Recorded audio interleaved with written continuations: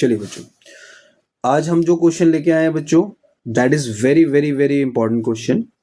ये पेपर में as a 5 marker question आपका बनता है, जो आना ही आना है, इस चीज का ध्यान रखना। इसमें कंसेप्ट क्या है, जो हमने लास्ट लेक्चर करा था ना, उसी को हमने थोड़ा सा एक स्टेप आगे बढ़ा दिया। लास्ट लेक्चर वाला जो हमने लास्ट टाइम हमने जिस क्वेश्चन के ऊपर डिस्कशन करी थी, उसी के ऊपर हमने एक क्वेश्चन और फर्दर बनाया है। तो इस क्वेश्चन के हम डिस्कशन से पहले उस क्वेश्चन का जो पहला वाला पार्ट है वो हम प्रूफ करेंगे, फिर उसके बाद इस क्वेश्चन के ऊपर आएंगे। ठीक है, तो इस क्वेश्चन में बोला गया है, कहता है if two lines are intersected by the transversal, ठीक है जी, prove that the bisectors of two pairs of, क्या नाम है, interior angles that enclose a rectangle. ठीक है, जो उसके क्या है, इंटीरियर एंगल्स के क्या हैं, बाइसेक्टर्स हैं, क्या फॉर्म कर रहे हैं, एक रेक्टेंगल। तो कल हमने जो एक पार्ट करा था, उस पार्ट में हमने क्या करा था, पहले उसकी बात की डिस्कशन करते हैं, फिर इसके बाद इसके ऊपर आएंगे। ठीक है, तो हम ले लेते हैं एक लाइन और एक हम ले लेते हैं दूसरी लाइन, है ना, दो लाइन ले लेते हैं। एक लाइन हमने ले ली ए बी, बिल्कुल ठीक है, और दूसरी लाइन हमने ले ली सी डी, वो भी बिल्कुल ठीक है। अब एक लाइन जो हमने लेनी है, दैट इज योर ट्रांसवर्सल। क्या है ये हमारी, this is the called transversal. क्या बोलेंगे इसको बच्चों, हमारी ट्रांसवर्सल। ठीक है, ओके, चलो इसका नाम कुछ भी रख देते हैं, एन रखना है एन रख दो, एल रखना है एल रख दो, एम रखना है एम रख दो। अब उसने क्वेश्चन में क्या बोला है, इंटीरियर एंगल्स। इंटीरियर एंगल्स इस बार एक पेयर नहीं है, दो पेयर है ना। तो पहले हम इस तरफ वाला पेयर बना लेते हैं। इसके जो क्या है, बाइसेक्टर्स है, क्या है इसके, क्या है, बाइसेक्टर्स है। इंटीरियर एंगल्स के क्या है, बाइसेक्टर्स। अब हम पहले इंटीरियर एंगल्स के क्या बनाएंगे, बाइसेक्टर्स, है ना। चलिए, अब ये हमारे पास कौन सा एंगल्स था, इसके हमने क्या बना लिए, बाइसेक्टर्स, है ना। चलिए, अब मान लेते हैं ये वाला एंगल 1 है, ये वाला एंगल 2 है, ये वाला एंगल 3 है, ये वाला एंगल 4 है ना। ये फर्स्ट पेयर हो गया, ठीक है। अब इसी तरीके से दूसरी साइड एक और एंगल बना लेते हैं, है ना। सेम साइड सेम दो पेयर बनते हैं, तो एक इस तरफ एक इस तरफ। यहां पे भी चेक करिएगा, यहां पे भी हमारे पास दो कौन से एंगल्स हैं, इंटीरियर एंगल्स हैं, को इंटीरियर बोलते हैं इनको। इनके भी क्या दिए हुए, बाइसेक्टर्स दिए हुए। अब मान लेते हैं ये जो पॉइंट है, इसका नाम P रख देते हैं, इस वाले का नाम रख देते हैं Q, इस वाले का नाम R और इस वाले का नाम S। अब उसने क्या बोला है, सबसे पहले तो इस वाले पॉइंट का एंगल है 5, इस वाले एंगल का नाम 6, इस वाले का नाम 7 और इस वाले का नाम है 8। अब वो क्वेश्चन में क्या बोल रहा है कि ये जो हमें फिगर फॉर्म हो रही है, इस फिगर को शो करिए, ये एक क्या है, रेक्टेंगल है। ठीक है, तो अब पहला पार्ट क्या है, पहला पार्ट हमने ये शो करना है कि जी ये वाली लाइन और ये वाली लाइन आपस में क्या होनी चाहिए, पैरेलल। कौन सी वाली लाइन, पी क्यू, और कौन सी लाइन है, आर एस। पहला केस हमने ये शो करना है। सिमिलरली मतलब हम सेम वे से ये वाली लाइन और ये वाली लाइन को भी क्या शो कर सकते हैं, पैरेलल शो कर सकते हैं। तो सबसे पहले हमने इस क्वेश्चन में लिखना क्या है, सबसे पहले लिखना है इस क्वेश्चन में गिवन। अब गिवन में क्या दिया हुआ है कि भाई हमारे पास जो लाइन ए बी है और जो लाइन क्या नाम है, सी डी है, they both are parallel lines.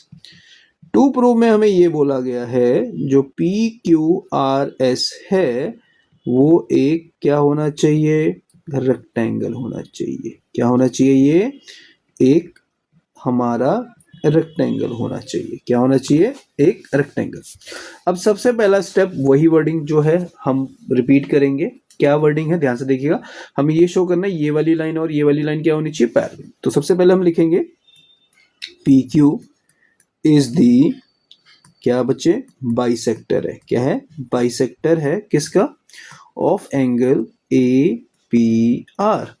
तो इसका मतलब जो एंगल 5 है, that should be equal to angle 6 and both angle should be equal to half of angle A P R. Now this is your equation number 1। Second case क्या लेंगे, R S. R S is the is the bisector of angle PRD। तो अगर ये इसका bisector है तो इसका मतलब angle 3 is equal to angle 4 and both will be half of angle PRD. Now this will represent your equation number 2। तो पहला केस हमने ये दिखा दिया जी, PQ is the bisector of angle APR और RS is the bisector of angle PRD। तो angle 5 equal to angle 6 and both will be half of angle APR और angle 3 equal to angle 4 and both will be half of angle PRD। ठीक है जी, यहाँ तक clear. चलो अब हमें पता है कि जी AB is parallel to CD है एंड लाइन N इज क्या है आपका ट्रांसवर्सल। क्या है? ट्रांसवर्सल। तो क्या मैं ये बोल सकता हूँ जो एंगल APR है और जो एंगल PRD है बोथ आर इक्वल एंगल्स। क्यों? क्योंकि ये कौन से एंगल्स होंगे? Alternate interior angles. कौन से एंगल्स होंगे? Alternate interior angles. नाउ अब हम दोनों एंगल्स को मल्टीप्लाई किससे कर रहे हैं? हाफ से। जब मैं दोनों को हाफ से मल्टीप्लाई करूंगा तो मैं ये लिख सकता हूं हाफ ऑफ एंगल APR को 6 और हाफ ऑफ एंगल PRD को मैं लिख सकता हूं एंगल 3। साइड में जो कंडीशन लिखेंगे वो कंडीशन लिखेंगे क्या? Using equation 1 and equation 2। 1 and 2 दोनों को हमने यूज करा और वहां से हमने ये कंडीशन लेके आगे कि जो हाफ ऑफ एंगल APR है उसको हमने 6 लिख दिया और हाफ ऑफ एंगल PRD है उसको हमने 3 लिख दिया। पर यहाँ पे एक वर्डिंग हम लिखने वाले हैं। कौन से एंगल्स हैं ये? बट दीज आर कौन से एंगल्स? ऑल्टरनेट।